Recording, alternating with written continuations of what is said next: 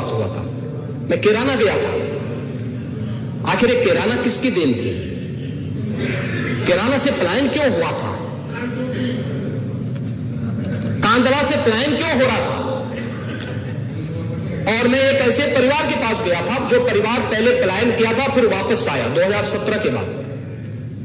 तो वहां पर कुछ बेटियां मुझे मिली। मैंने उनसे पूछा, पहले कहा स्कूल जाती हैं? उन्होंने कहा हां। मैंने कहा स्कूल जाने में भय तो नहीं लगता है? कहा साहब अब भय कैसे लगेगा, अब तो हमारी अपनी सरकार आ गई है जो सुरक्षा प्रदान कर रही है। और वास्तव में ये प्रदेश की हर माता, हर बहन और हर बेटी का आशीर्वाद इस सरकार को मिला है इस मामले में, और वह सम्मान इस रूप में मिला है, वह आशीर्वाद इस रूप में मिला है क्योंकि सुरक्षा का बेहतर वातावरण हमारी सरकार ने उनको दिया है। आपने देखा होगा एक माफिया वहां घूम रहा था और वह माफिया जमानत करा के आया था, बाद में अपनी जमानत तोड़ करके अंदर फिर चला गया। ये होती है सरकार की धमक, इसी को कहते हैं धमक। क्योंकि ये माफिया बहुत सारे लोगों के शागिर्द है। बुरा लगता है लोगों को जब माफिया वध करते हैं, जब माफियाओं पर बुलडोजर चलते हैं, उनकी अनैतिक और अवैध कमाई पर बहुत सारे लोगों को पीड़ा होने लगती है। ये सब क्यों हो रहा है? यानी किसान आत्महत्या करे तो पीड़ा नहीं, गरीब भूख से मरे तो पीड़ा नहीं। जब लोग इंसेफ्लाइटिस से पूर्वी उत्तर प्रदेश और प्रदेश के 38 जनपदों में मस्तिष्क ज्वर से मरते थे बच्चे, तब पिछली सरकारों में पीड़ा नहीं होती थी। जब बालिकाओं की इज्जत के साथ सरेआम खिलवाड़ होता था तब उन्हें पीड़ा नहीं होती थी। जब आस्था के साथ प्रदेश के अंदर खिलवाड़ होता था तब पीड़ा नहीं होती थी। पीड़ा कब होती है? जब माफिया की छाती पर प्रदेश सरकार का बुलडोजर चलता है।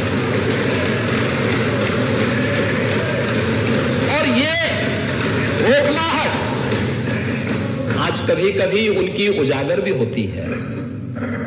आज देख रहे होंगे सभी माफिया प्रवृत्ति के तत्वों में घोड़ सी लगी है फिर एक राजनीतिक दल के पास जाने की, और हम लोगों को प्रसन्नता है कि ये माफिया ही इनकी कब्र खोद देंगे तो अच्छी बात है, जनता को फुर्सत ही नहीं मिलेगी। लेकिन सरकार कोई भी हो महोदय, उसको अपने युवाओं के जीवन के साथ खिलवाड़ करने की कोई छूट नहीं मिलनी चाहिए, नहीं करनी चाहिए। पहले छात्रों की छात्रवृत्ति के साथ भी अन्याय होता था, और किस प्रकार से उनके साथ होता था। आ रहा हूं मैं भैया, उस पर भी चिंता मत करो, आ रहा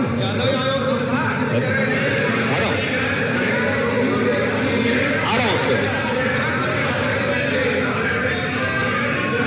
महोदय, पिछली सरकार में 12 से 17 के बीच में कुल 76 लाख युवाओं को छात्रवृत्ति दी गई, और इसमें भी ये 76 लाख स्कॉलरशिप हुआ है जो हम लोगों ने SC ST के छात्रों को 2016 की रोक दी गई थी पिछली सरकार के द्वारा। मार्च 17 में जब हम लोग आए तब हम लोगों ने वो राशि रिलीज करवाई थी कि भाई ये छात्रों की कौन गलती है? ये अनुसूचित जाति जनजाति की बात करते हैं।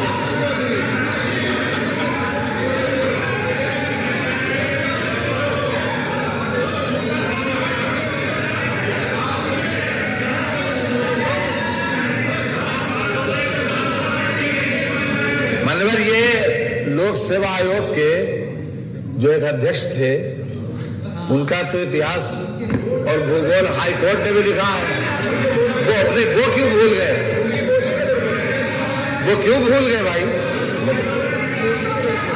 और इस समय हमारी सरकार, माननीय अध्यक्ष जी, समय एक तो सहूर होना चाहिए कि नेता सदन बोल रहे हैं तो बगल के मंत्री को खड़ा नहीं होना चाहिए।